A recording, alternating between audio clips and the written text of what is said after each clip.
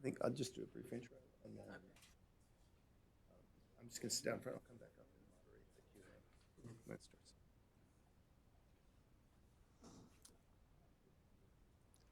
Good morning and welcome to the Heritage Foundation. I'm Jim Carafano. I oversee all the foreign security policy here at the Heritage Foundation. I want to welcome you here this morning for a very timely and important talk. And we're so honored to have Foreign Minister Rensselaer here at the Heritage Foundation. And there's a particular reason why we're especially honored and excited to have a representative from Estonia here. Because in so many ways, this small country is a cornerstone in the future of Europe and a cornerstone of the transatlantic community and important in the bilateral relationship or in the relationships that the United States has with Europe. Estonia is one of 7 countries which already meet the 2% GDP benchmark, which already makes them like Donald Trump's favorite country. Estonian forces are held in high regard by their NATO partners, and they punch well above their weight in the alliance. And from 2003 to 11, there were 450 Estonian troops serving in Iraq, more than 2,000 Estonian troops deployed to Afghanistan, and they, including having the second highest number of deaths per capita among NATO forces. So Estonian troops have always been in harm's way in the front lines. And there is honestly no greater and more valued partner for U.S. soldiers in the field today. Estonia demonstrates that it takes its defense and security policies seriously, focusing on improving its defensive capabilities at home, while expanding its horizons as a strategic actor abroad. Recently, its major procurement includes new infantry fighting vehicles, a new procurement agreement with Finland to acquire 12 howitzers. As a former artillery guy, anytime anybody's buying howitzers, that's a good day, and it means you're serious about defending your country. And a $59 million deal to purchase short-range air defense with the Mistral surface-to-air system starting in 2020. The U.S. and Estonia have enjoyed close bilateral relations. The Estonian-American relationship was strengthened with the signing of a defense cooperation agreement that builds on on the NATO-Estonian Status of Forces Agreement. Next year, Estonia will host the 5th summit of the Three Seas Initiative. And I really think this is, and I really hope the minister addresses this is really, really important.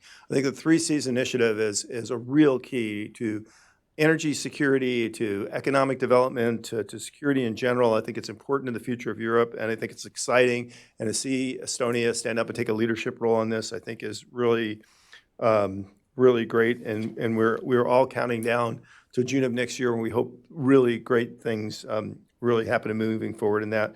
So it's an honor to have the minister here. He previously served as the Minister of Justice as well as the Defense Minister. He has a law degree from the University of Tartu and served as a chairman of the Ensemble Party, is that how you say that? From 2012 to 2015. And this is your first visit to the Heritage Foundation? Second. 7 years ago I was off. 7 years, wow. So first time in 7 years. Thank you so much for joining us in Heritage. He is going to make some remarks, and then the minister has very graciously agreed to do Q&A. So after his remarks, I'll come back up. We'll host a little Q&A section. If I recognize you, if you please just state your name and affiliation and wait for a microphone, which will magically appear from somewhere. That would be awesome, and we will have a great conversation over the next hour. So again, thank you so much, and please join with me in welcoming the minister to the forum.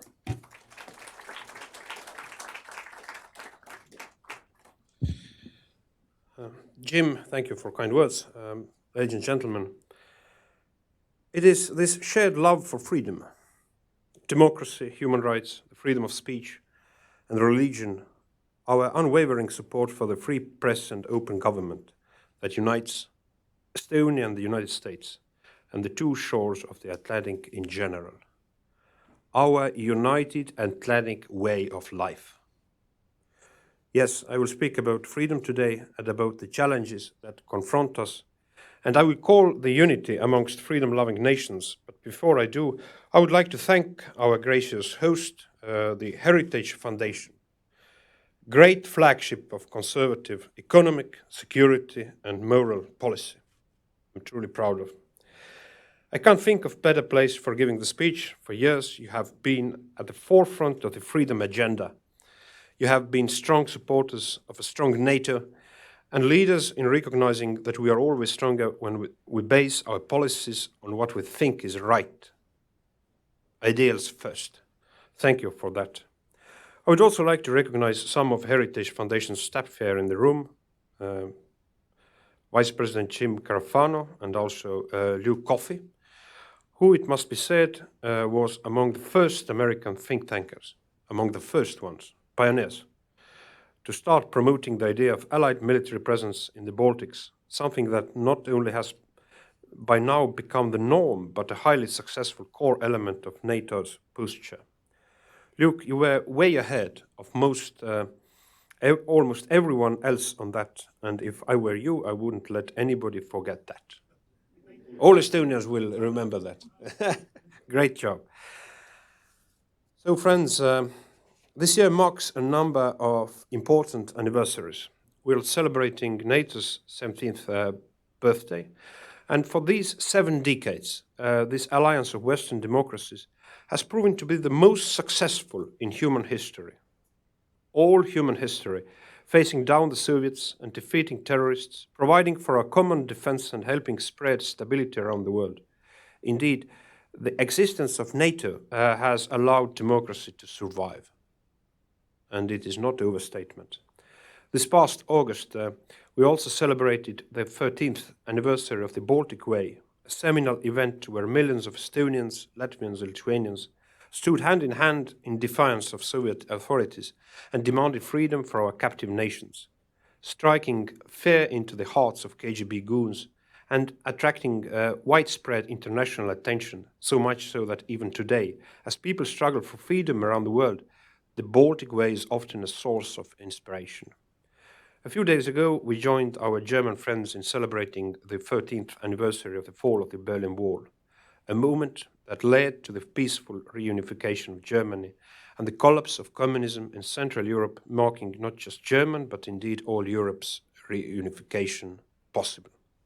And finally, this year marks the 15th anniversary of Estonia, joining both NATO and the European Union, a moment that generations of Estonians had dreamed about and worked for, a moment of finally reuniting with Europe and regaining our rightful place in the Western world. There was indeed a dream come true, a sweet reward after decades of bitter struggle, a guarantee that's meant to ensure that what happened to us in 1940 could never happen to us again. When looking at our history through the lens of these anniversaries, progress may seem constant and success unavoidable. This, dear friends, is unfortunately not true. As Ronald Reagan once famously said, freedom is never more than one generation away from extinction. We didn't pass it to our children in the bloodstream. It must be fought for, protected, and handed on for them to do the same. End of quotation. We are now the next generation President Reagan was talking about, and it is now our turn to fight for what's right, to preserve our way of life, and to do so with a clear-eyed understanding that just like for the generations that came before us, freedom is still not for free. Everything has a value. Allow me to be the canary in the coal mine and say that today the world is becoming an even more dangerous place for us all, for our shared democratic way of life. This experiment with democracy of ours that both Americans and Europeans share is not the only experiment out there. There are alternatives, and they are being actively promoted. Tyranny, authoritarianism, and aggression are again on the march. War has been back in Europe for the last 11 years. In Georgia, the evil line of occupation gradually calcifies, and innocent people are dying through artillery shelling in Eastern Europe. Literally today. We hear news of democracies being manipulated across the globe and of politically motivated hit jobs, some of them with chemical weapons, on the streets of Europe. Indeed, the old tricks of the KGB are back, but they are back with a vengeance and with clear determination to divide the Western world, break up our alliances, and confuse us into paralysis. Estonia, feels those challenges firsthand. We are a frontline state situated on the border of Europe and the West in general.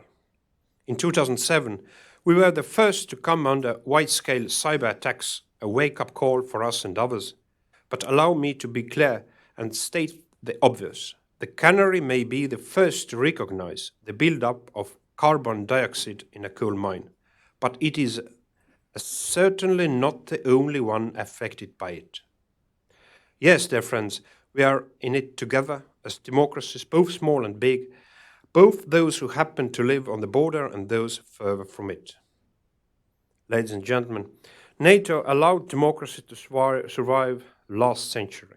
Only by working together, by strengthening transatlantic bonds, can we ensure that Western democracy not only survives current century, but also thrives beyond that. As we look ahead to NATO's upcoming leaders' meeting in December in London, we must take stock of where we are, what we've accomplished, and what remains to be done. The progress we've made is not insignificant. Rather, to the contrary, in many areas it's quite impressive. There's nothing to be ashamed of. First, on defense expenditures, or burden sharing, we are finally moving in the right direction. President Trump has made clear that when it comes to the promise of funding our common defense, American people expect Europeans to deliver. And I'm glad to note that Europeans have delivered, are going to deliver. We have collectively increased defense spending by more than $100 billion, and the number of allies who are at or above the required 2% of GDP defense expenditure level is increasing. Estonia, as you know, as Jim mentioned, has always taken defense seriously and has been in the so-called 2% club for years, because we have always understood that defense spending is good for our own defense and contribution not to others, but to self.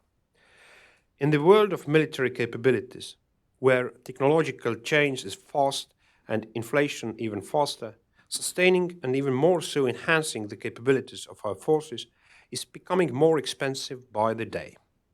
An increased defense budget means better capabilities and enhanced readiness. It means modern equipment and better training. It means better pay for our soldiers and better care for our veterans. And yes, it also means that a promise made is a promise kept. While progress on defense spending has been great, a lot remains to be achieved. This is why I join our American friends in calling for all allies, especially those that are yet to reach the 2% goal, to continue this process, to continue to raise their defense budgets. Second, NATO has made enormous progress on reinvigorating collective defense, but here too a lot remains to be done. I'll start with progress. It was just a few short years ago when even discussing defense and deterrence was almost a taboo. These days are now behind us. Not only had we been discussing defense and deterrence, we have been taking action to enhance them. At the Warsaw Summit, NATO agreed to establish enhanced forward presence in the Baltic states and Poland. Today, this has become an established fact. We have enhanced NATO's military structures and brought readiness to the center of the debate. We have set up NATO's hub for South, as the alliance must be ready to deal with all threats in a 360-degree manner. So in London, our heads of state can be proud of what we have accomplished. But work on collective defense can never end, and our deterrence posture is never done. No, this is not the way the world works, certainly not in an era of great power competition. And this competition is on rising mood. We need to get better on readiness and speed of decision-making, on planning and exercises. We need to get better in our ability to reinforce all regions of the alliance, even in a crisis, even those where our adversaries may deny us free movement by utilizing their anti-access area denial capabilities. And we need to posture our forces in a way that communicates clearly. We are ready to defend all of NATO, all the time, on land, in the air, on and below the sea, and in cyberspace, and then provoked, we will stand together, fight together, and win together as allies. That, dear friends, is an important message that we need to convey. The enemies of freedom need to receive it. Not just through speeches and declarations, treaties and statements, but through the actions we take and by the way we are postured. Estonia contributes to NATO's security first and foremost by increasing our readiness on the eastern flank. That readiness has been our mantra, our goal, and our core principle for years. That is what we spend the overwhelming majority of our defense budget on. We have grown stronger and more capable, but as a small nation on the border, with only 1.3 million people and on territory to defend that's bigger than Switzerland, the Netherlands or Denmark, we can't do it alone and hence continue to rely on allied assistance. This is why Estonian military assistance has been most welcoming the American military assistance, and we continue to consider it as great importance. And I assure you that every dollar the American taxpayer has spent on Estonia's defense has been more than doubled by our own euros. This assistance is important from a substantive point of view, but also as a symbol, a signal of American involvement and support. And we are, people of Estonia, are truly grateful of that. As we keep watch on the eastern border and work to enhance NATO's posture in our region, we are also aware that this alliance of ours is based on solidarity. Just like we need allies to be physically present in the Baltic states, so too are we present in places where allies need us. That is why Estonia has been a steadfast contributor, as Jim stated, to international operations, why we contribute in the Middle East, Africa and Asia, why we value our commitment in the Harbour for South, why our airmen contribute to NATO's air policing operation in Iceland, and why we deploy our naval vessels to NATO's naval groups. Every time we deploy our forces, we do so without caveats, without any caveats. And as our track record from Iraq, Afghanistan and elsewhere proves, we adhere to the principle in together, out together. The role of the United States in European security has always been great. Americans liberated half of Europe in the Second World War and helped secure it in the Cold War. Americans led the struggle against Soviet tyranny and helped unite Europe after communism collapsed. The United States led in expanding NATO, and this is now leading in making it stronger. We will always be grateful for American leadership and for the role that this country plays in our common security to defend our united Atlantic way of life. American forces in Europe were crucial in the first 7 decades of NATO, and they will remain equally crucial in the next 7 decades and more. This is why we welcome recent increases in American military presence in Europe, including recent decisions on increasing presence in Poland. This development is positive for NATO, for Europe, and for our region, as we now expect to see more Americans in the Baltic states as well. But this relationship of ours is not a one-way street. We Europeans contribute to American security as well, not just indirectly, by helping maintain security and stability on our continent, but quite directly as well by participating in American-led operations all around the world. As we speak here today, there are thousands of NATO soldiers deployed in harm's way all around the world, a significant percentage of them from European states, each and every one of them risking their lives for our common security, for the security of our common way of life.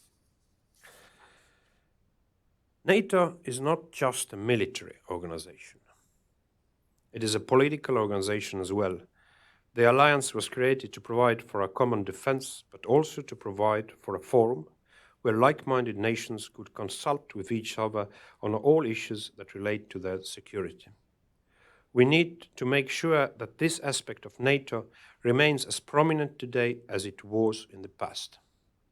The challenges that confront us are increasingly complex, and more often than not, they present themselves in domains that do not fall in the traditional realm of conventional military affairs. Take cybersecurity, for instance. Large-scale cyber operations such as WannaCry, NotPetya, and the recently attributed CloudHopper cyber operation have the potential to disrupt the stability of states,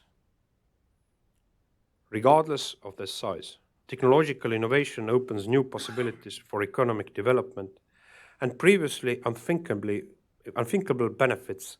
It also brings vulnerabilities that can lead to catastrophic results for our national security and our very way of life. This is especially true for 5G technology, where democracies need to take extra care to maintain our security. For NATO to remain relevant, it will have to remain the main forum where allies discuss, coordinate our responses to these new challenges. Yes, we are and will be a transatlantic alliance, but we need to recognize that many of the challenges that confront us are global in nature. Hence, no topic that concerns ally security should be off NATO's table. We need a holistic approach to a modern world. NATO can only succeed if the overall atmosphere in transatlantic relations is good. On this, frankly speaking, we have had better days. In recent times, we have focused too much on matters where we disagree and too little on issues where we agree. We've spent too much time focusing on differences and too little time on that which unites us. This has to stop. We must realize that while our disagreements are mostly tactical in nature, our strategic interests align totally. And we must remember that in worlds that's becoming more dangerous for democracies everywhere, we will succeed only by standing together. As President Niinistö of Finland recently said while visiting Washington, Europe needs America and America needs Europe as well. As you're probably realized by now, I'm a strong believer in transatlantic relations. There is no alternative. But I'm also a strong believer in a strong Europe that can and should carry a largest share of our common weight, the weight of defending our common democratic way of life. This is why the European Union has decided to enhance its role in security policy by initiating, during the Estonian presidency of the Council of the European Union, permanent structured cooperation of PESCO. Let me be very clear, PESCO is not meant to displace NATO and the United States or to provide for our collective defense. It is meant to help EU nations, most of whom are also NATO allies, achieve greater cooperation in building capabilities, something that is very valuable for NATO as well. The EU can and should take unto itself a greater role for increasing stability in Europe's neighborhood, thus helping NATO to concentrate on the task of collective defense of alliance territory. This, too, requires a more capable and better organized European Union. And it was Estonian presidency in European Union where we put also 2 years ago into the agenda of European Union that all European Union countries should contribute also to the national defense 2% threshold. Please allow me to conclude my remarks by highlighting some of the priority areas where we believe Estonia can contribute to a common security. As you may know, we have been elected to the United Nations Security Council, and we will take our seat at the table for 2 years, starting from the January 1st of next year. And we do recognize our election to that seat as an honor and a huge responsibility that we intend to take most seriously. At the Security Council, we will work to uphold the rules-based international order and to defend the notion that right makes might, not the other way around. As a member of the European Union, we will work tirelessly to improve relations between the EU and the US and strive towards more coordination and closer cooperation between NATO and the European Union. There is no more Euro-Atlanticist country in European soil you will find in Estonia.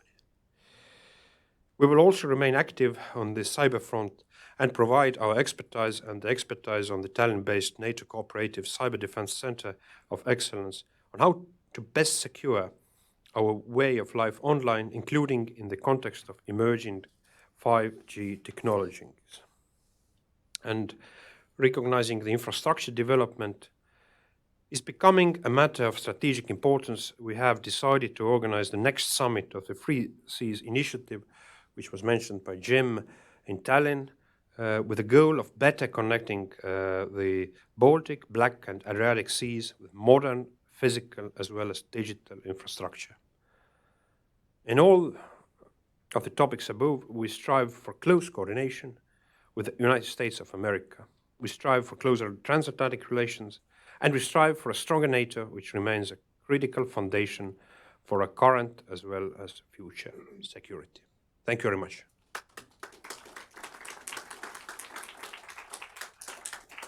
Thank you. And we have some time for questions. I know when Estonia deploys, you guys don't have any caveats, but I have caveats. So the first one is, I'll just raise your hand, I'll recognize you, and then if you wait for the microphone and then just state your name and affiliation. The other caveats are even more important. It's okay that you said nice things about Luke Coffey, but I'll probably ask for a raise now, so don't do that anymore. I also see some of my students in the audience, and so you know you guys are going to have to ask questions, right? Otherwise, I'll fail you. We'll go, Luke, why don't you ask the first question? We'll go to the back. Thank you. Luke Coffey, Heritage Foundation. Minister, first, thank you for your very kind remarks. I don't know if I'll be able to get through the door with my head so big after you saying all those nice things. You have deserved, you have earned. Thank you. I wanted to ask specifically about Ukraine and some of the recent developments with the idea that there could be enhanced talks. The Steinmeier formula is being discussed. President Zelensky is proposing or suggesting at least elections in the occupied regions in eastern Ukraine. And I was wondering if you could give me your take on how you see this playing out. How realistic is this discussion right now to have, considering everything that Russia continues to do? Thank you for that question. I had today morning meeting with Secretary of State Mike Pompeo.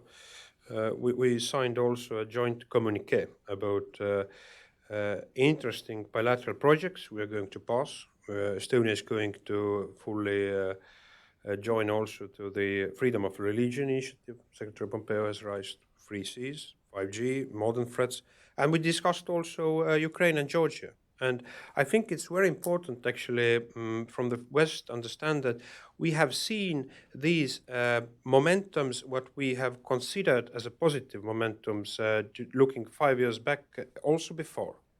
Surely, the election of President Zelensky and the new mandate given by the people gives a new chance. And I think it is wise to use it by the current Ukrainian administration. And where it might lead, surely the responsibility for passing the statements relies fully on democratic government of Ukraine. There is no doubt about that.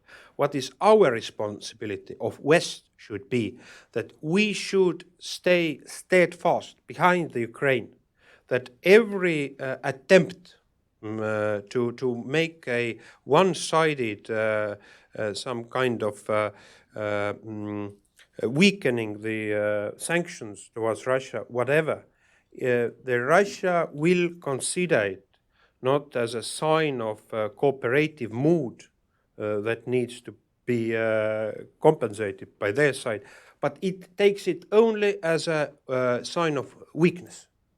And by that, it is actually counterproductive for Ukrainian interests and their territorial integrity.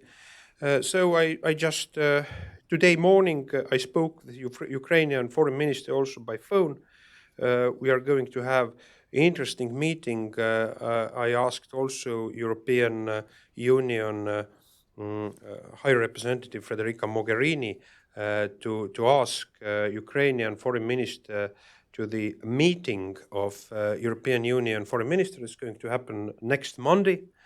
The least our responsibility to defend freedom is to stay united behind the Ukraine, and surely to look what gradually will happen. And I think the momentum, positive momentum, is on there, but we have to understand from the pragmatical viewpoint of the most hybrid diplomacy Russia is using. And by saying that, I need to strongly stress that although in many countries have the raised concerns whether the united sanctions policy of West has delivered. So let me assure that from my understanding, looking to the Russian economy, it has delivered a lot. And well, it hasn't not turned the Russia take back their army from and their military capabilities from the eastern Ukraine, but from it has stopped in a reality the Russian aggression to move further. Because if we are looking to the also their military planning scenarios, their exercises, what they are passing, indeed their military view on West, how they should act, is actually this threat to West by their military theory is rising, not anyhow like on the same level or diminishing. Thank you.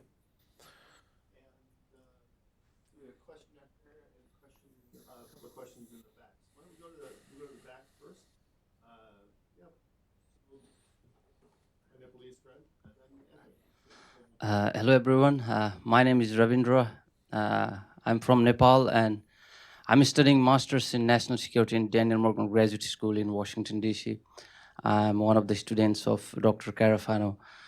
So I'm asking question for two reasons. One, I have to secure my grades as Dr. Carafano warned. You will manage. Yes. Yes. Other one is like, I did some research on NATO itself in my last semester, and having gone through a lot of analysis and a lot of literature and hearing a lot of people talking about it, I wondered, has there been any, my question is to you, at ministry level, has there been any debate about merging or expanding NATO into, and merging them to the associations like SAARC in South Asia and African Union? Because so far we have seen that NATO has been so much focused on protecting or intervening in Europe and working in the interest of the United States. So how do you see the outcomes if we can combine NATO with SAARC and African Union?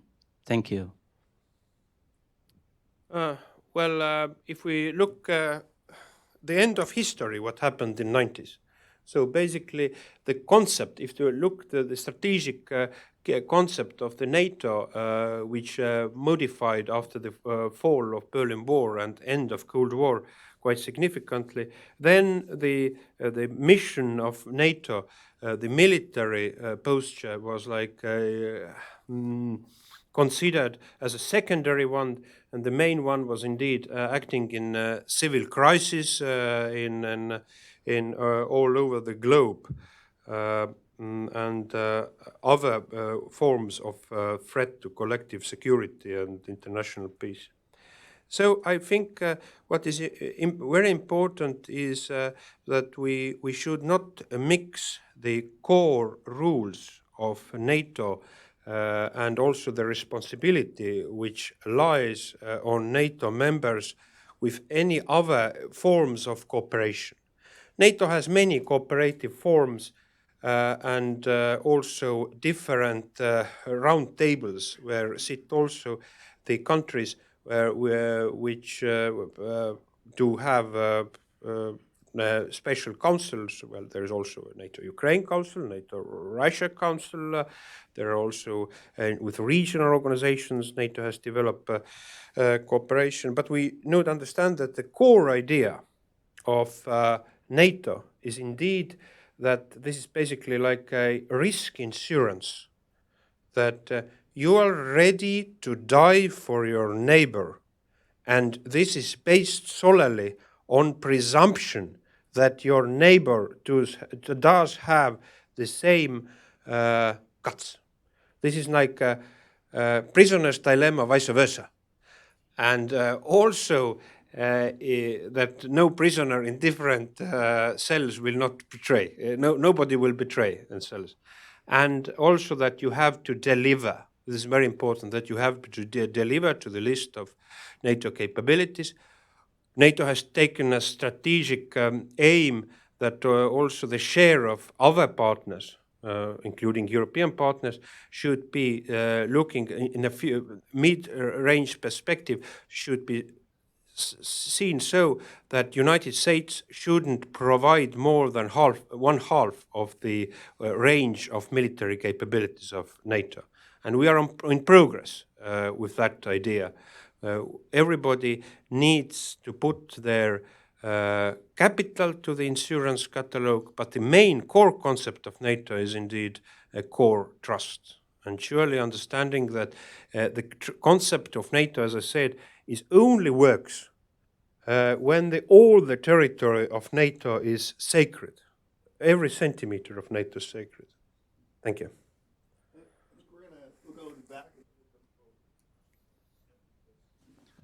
Thank you, Mr. Minister. Great insights and all that, but if I may, I want to propose a practical question. I'm Anthony Kim. I'm a research manager and editor of the Index of Economic Freedom here at the Heritage Foundation. The thing about Estonia is not just a military ally for the United States and many countries in Europe. I think Estonia, as Jim pointed out, always punching above the weight. I'm talking about your economic competitiveness. In our index, Estonia has been always one of the top performers in our Index of Economic Freedom. And I want to link that to all your points during your remarks, 3Cs initiative. I think next year's 3Cs initiative is quite notable because the first summit was in Croatia, second Poland, third Romania, now we are going to Estonia. Estonia is the only country that is hosting 3Cs initiative as one of the top 10 freest economy in our Index of Economic Freedom. So in terms of preparing your 3Cs initiative, you mentioned security angle, energy angle, infrastructure. If I may, if I carve out the two last ones, energy and economic infrastructure, it's basically economic opportunity issues. And this is something that Washington can work with Estonia and like-minded allies. How would you, if there's a one thing or two in terms of really galvanizing supports from Washington in terms of making this 3Cs initiative successful, what would you say you need this from Washington, D.C.? Thank you. Thank you. So it's always a question why some countries fail and some countries do not fail. And what is the interlinkage of religion, natural resources, geographic position, international conflicts, and so on. I think I'm a great believer of that study what Darren Acemoglu wrote, Why Nations Fail. His main core concept was indeed that the only corresponding link to the wealth of nations is indeed linked to the rule of law, that these societies will make achievements where a simple man and a woman can have a chance to become rich and would have a chance also to keep that capital by their own wisdom and work of hands. So speaking about 3Cs, I think the core issue relies not even on US, but the core issue relies what kind of deliverables could produce that initiative as such. And let me stress that we are taking this initiative the most seriously. we are not just a beautiful medieval city where the presidents will meet together, but we would like indeed to see the one core deliverable is the Free Seas Initiative Investment Fund. If we look the region of Central and Eastern Europe, it's 1.5 million people living together. It's making average GDP rise far more faster than European Union average. But there is a tremendous deficit of infrastructure investments, where about $500 billion. And we need to work out such a formula of joint investment fund which could act on the market-based rules and could produce actually to investors a good profit. Capitalism works on profit. Gordon Gekko said, in this world, greed is good, yes. So let me stress that now we are working in Tallinn. On Thursday, I'm going to Tallinn. I meet the Free Seas Investment Fund Council. We are discussing on the issue, and we are preparing real deliverables. And to put the question, as you said, one thing, what can US produce to that initiative?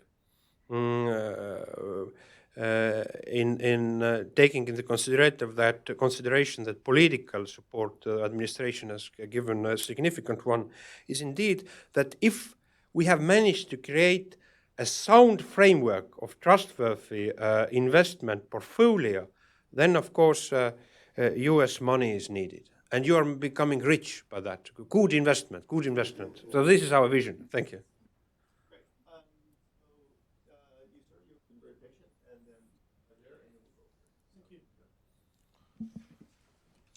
Thank you for joining us today, Foreign Minister. My name is Joseph Langenbrunner. I'm the Deputy Head of Mission for the Free Republic of Liberland. And in your perspective, what can the Free Republic of Liberland do to help promote security for Europe and democracy more generally? Lebanon is in a very complicated security situation. I think all the region is having a strong security deficit. It's obvious. We are seeing it. The trends or dynamics, not even by days, by hours now. But let me stress that from the perspective of future Security Council member, I just 2 weeks ago had in United Nations General Assembly margins meetings about 25 colleagues, and many from the Middle East region, many from the Sahel region, Africa, from the Asian region. And so these countries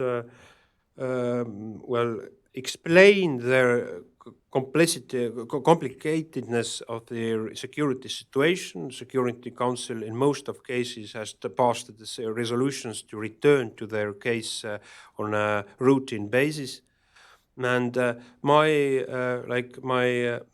reflection was that Estonia do see its role by being a Security Council member as a honest mediator based on international rules and United Nations Charter. International relations can be arbitrary, but international law, which is based on international peace and defense of sovereignty of independent countries, this cannot be taken or considered as arbitrary. And another issue that is very important for Estonia is to tackle modern threats. We are going to, I spoke also with Secretary Pompeo today, we would like to raise also how we will tackle in the international legal order and cyber threats. The current gray zone of international law and by the United Nations Charter. And I think it's very important also to look to the reform of working methods of United Nations Security Council.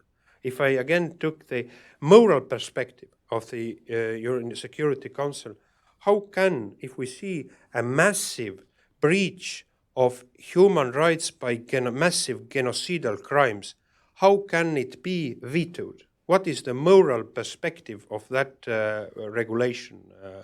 And this is something we are going also to address during our being in Security Council. Thank you.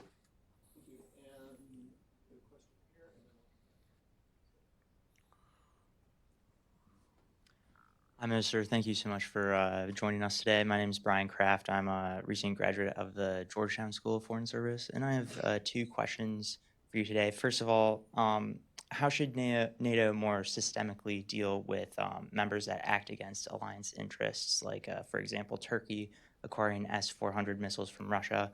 Should there be disciplinary measures, or censure, suspension? And then secondly, regarding NATO expansion, how can the alliance best maintain a common mission and purpose across a wider and expanding member base? Thank you. Mm-hmm. Thank you. First of all, let me stress that speaking about the NATO enlargement, looking to the catalogue of these current aspirant countries, Estonia is a strong proponent of that. Well, surely it is our moral burden, surely, as also understanding of a broader production of security activas in the continent. But to be honest, I think if the country matches objective criteria, then the subjective political criteria should be secondary ones.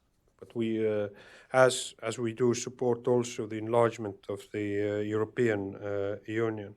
And now, the second issue, how do you solve the problems inside the family? Well, the modern concept is having a dialogue, solving the problems which may appear inside the family, and I think this is something when between the friends who have taken the joint responsibility, there arise issues, problems. Then I think very important is that these need to be addressed openly. My Turkish colleague visited me, I think, at the end of August, visited Tallinn. We spoke about these issues frankly. It's like the core of the trust. And surely there are different views how to move further. We need to look at the most, in a most dedicated manner. And I do share, as I do, and let me stress that I do share also the concerns what the United States have addressed. These are surely legitimate concerns. Thank you. So a question here, and then we'll go. Thank you for coming today. Why should anybody inside or outside of the NATO system believe that any NATO country would actually use force in defense of any other NATO country after what happened in 2014 when President Obama went to Tallinn and he affirmed the collective security guarantee, and then 2 days later, Russian forces crossed into Estonia, attacked a border outpost, took an officer, Eston Kover, prisoner, and then, just to be clear, held on to him until Vladimir Putin appeared at the United Nations for a speech, at which point they did a prisoner exchange and let him go. It seems Russia showed very convincingly, at least to outside observers, that the NATO security guarantee is a dead letter. Let me stress so that the case what happened, an Estonian security police officer was kidnapped by the border region, but from the Estonian soil. Indeed, it was a breach of Estonian territorial integrity, and crime, no doubt about that. And I think the way we could solve it and we pay a tribute to all our allies who happened indeed consistently to raise the issue, as it was European partners, US, the friends in the European Parliament as a strong international fora. So what are the measures to be taken so that the aggressor or executor of one aggressive act will turn its activity? Yes, let me say that the most efficient, by the pedagogical perspective, the most effective measures are these which will produce outcome imminently. In that case, it took time. Now we see also with the sanctions or not having sanctions towards aggression to Georgia, the only things what West was able to produce was that we are not having together military parades, a momentum of joke.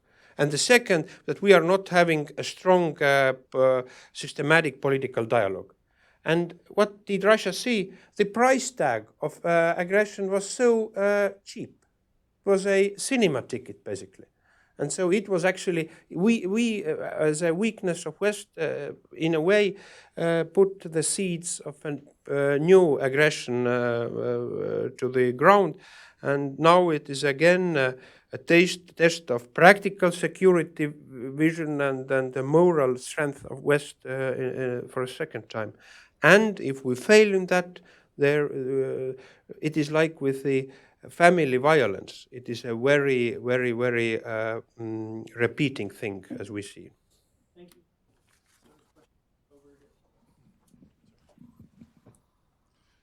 Hello, my name is John Suarez. I'm Executive Director, Center for a Free Cuba. My question relates to Venezuela. Estonia and the European Union Parliament have recognized the interim government of President Juan Guaido. But at the same time, there's been a rapprochement with the Cuban regime, which has troops, intelligence officials are playing a very negative role in Venezuela. The OAS Secretary General Luis Almagro has described it as an occupation force. Do you think that that relationship between the Castro regime and the Maduro regime should be something that your government and the European Union looks at more closely, considering that we just had the EU foreign person, Federica Mogherini in Cuba, in a very legitimizing role for that regime. And there were also meetings in Brussels and a human rights dialogue that did not include the democratic opposition, but again, was legitimizing this regime that's playing a spoiler in Venezuela. Thank you. Thank you. Well, now I'm foreign minister, I need to be more diplomatic. When Madame Mogherini made that visit, I condemned it. Then I was Minister of Justice. So speaking about the role of Russia and Cuba in keeping Maduro regime alive, this is surely an issue we have to tackle. This is a problem. Surely we stand for liberty, freedom of Venezuela people. We see it in a reality. How big oil reserves and how the experiment of such a communist vision, where it has turned the rich and brave people of Venezuela. It is indeed shameful, and we totally, I do share your passion on this issue. Thank you. Squeeze in one or two shorter questions. So what would be for really fast questions? So we'll go 1, 2, 3. Okay. So 3 questions, and then we'll see. Jack Yanis, House Minority Leader's Office. I was just curious, you touched on it in your speech about PESCO and European security, and there have been renewed calls from Germany and France about a possible European army. So if you could just expand on those comments, and what's the feasibility of a European defense force that might someday serve as an alternative to NATO, or at least a complement to NATO? Mm-hmm. Let me say that there are different visions on paper about the idea of European army. about of some kind of autonomy, which might lead to a European Union as a alternative to NATO, but it is a level of visioning. It is a level of visioning depending what politicians or leaders' articles to read. In a practice, I do not see any alternative to NATO, and also I do not see any alternative in such positive way to establish from European Union a collective defense organization parallel to NATO. It would be unpractical from the perspective of resources, and it would be dangerous from the viewpoint of military capability and command line. And speaking about, Estonia has been strong proponent for, as I mentioned, defense cooperation, speaking about the studies, investments, etc. And our demand, and our call has always to be, it should not be exclusive from our other Western allies, but inclusive. Also that US companies could also enter to that race. And it's now just literally on these days, European Parliament is going to vote issues. Estonia has standed for a practical, unified vision on that, and but there are some quite, it is an issue which is debated, to be honest.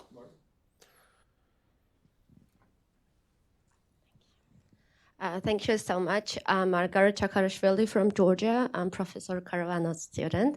My question is, what Georgia on its way to NATO, what Georgia should do better to deliver better for NATO, and at the same time, what NATO should do to deliver on its statements regarding Georgia's NATO membership? Thank you. I think Georgia has passed impressive road towards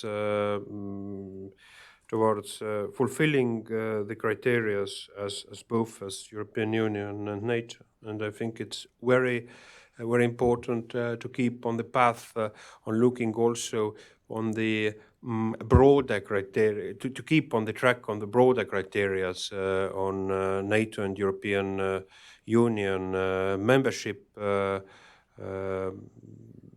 issues which are based on rule of law, and I'm happy of the progress what Georgia truly has made. And but surely we have to understand, we do remember also these heated debates. We remember from the time before 2008 war also, the corridors of NATO took place. And so I still look that West delivered too little, and it gave a momentum also to aggressor. So I think there is one thing is objective deliverables, what the aspirant country needs to deliver.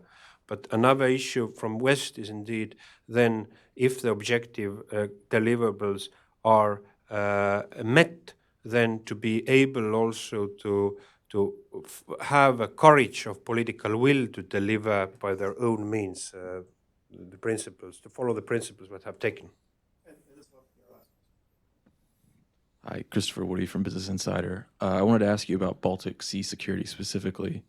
At a conference last month, Germany's deputy NATO chief said deputy Navy chief, said the biggest challenge in the region was Russia, and that Western powers need to take appropriate measures to deal with that. He also said, quote, "We have to prevent the Baltic Sea from becoming a closed sea," end quote. I wanted to ask, do you share that concern about the Baltic becoming a closed sea? And if so, what do you think should be done about it? Did he mean during the time of crisis, closed sea? I don't have any more detail on it. Okay, so I would make that statement that most probably the commander meant indeed during the crisis. So, and why? Let me not presume, but from my viewpoint, if we look at the recent global scale naval exercise, what Russia passed, it it was a global military exercise by the scenario of indeed major military conflict in over the globe. Only Indian Ocean and Pacific were not involved. Looking that exercise, and surely one of the neck bones of that exercise was the battle exercise of Russian Federation troops in the Baltic Sea, and how to close it, and so on and so on. I think from the strategic perspective, I would say yes, it is well, we see that there is needed in all domains more Western, more NATO deterrence in our region, as on sea, on ground, on air.